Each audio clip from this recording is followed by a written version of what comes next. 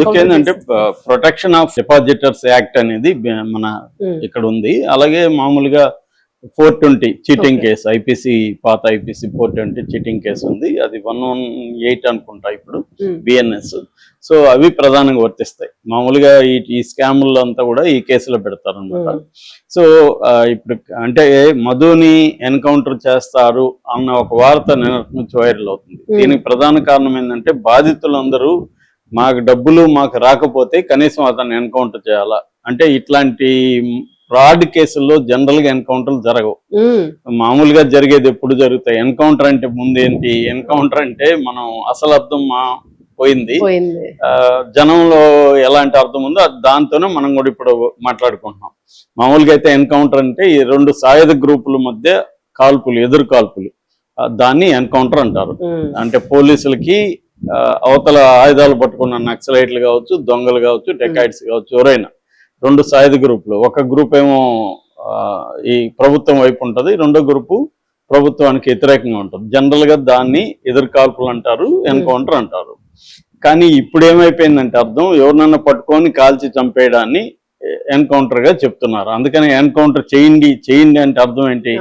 ఎన్కౌంటర్లు ఎవరు కూడా చేయరు, ఏర్పడాలి, జరగాలి. అలాంటివి ఎన్కౌంటర్ చేయండి అంటే అర్థం ఏంటంటే పట్టుకొని చంపేయండి అని. ప్రజల్లో కూడా అది తెలిసిపోయింది, ప్రజలు కూడా డిమాండ్ చేస్తున్నారు. ముఖ్యంగా చిన్నపిల్లలను ఎవరున్నా రేపు చేసిన, ఇక్కడ కూడా నేను చాలాసార్లు చెప్పాను, నిందితులు పేదవాళ్ళు లేకపోతే దళితులు, గిరిజనులు ఇలాంటి వాళ్ళు ఉన్నప్పుడే ఈ డిమాండ్స్ వస్తాయి. పోలీసులు కూడా అలాంటి వాళ్ళు ఉన్నప్పుడే కాలుస్తారు. ఒక మంత్రి కొడుకో లేకపోతే ఒక ఎమ్మెల్యే కొడుకో లేకపోతే ఆ స్థాయిలో డబ్బున్నోళ్ళు నిందితులుగా ఉండి వాళ్ళు ఎవరినన్నా రేపు చేసినప్పుడు ఎన్కౌంటర్ చేయమని ప్రజలు అడగరు, వాళ్ళు కూడా ఎన్కౌంటర్ చేయరు. ఇంకోటి ఏంటంటే, ఇతను ఎన్కౌంటర్ చేస్తే ప్రజల్లో మనకి మంచి పేరు వస్తుంది అనేది కూడా ముఖ్యమంత్రుల దగ్గర నుంచి అనుకుంటారు. అది అందరు ముఖ్యమంత్రులకు వర్తిస్తుంది. వైఎస్ రాజశేఖర రెడ్డి చేయించాడు, చంద్రబాబు చేయించాడు, రేవంత్ రెడ్డి చేయించాడు, అటుపక్క జగన్ చేయించాడు. అందరూ దీంట్లో ఎవరేం తక్కువ కాదు. ఉత్తరప్రదేశ్ లో అయితే ఆయన పేరే ఎన్కౌంటర్ ముఖ్యమంత్రి అయిపోయింది. ఆయన లెక్కలేనన్ని ఎన్కౌంటర్లు చేశాడు. సో అక్కడ ముస్లింలు ఎక్కువ చేస్తారు అనమాట ఉత్తరప్రదేశ్ లో.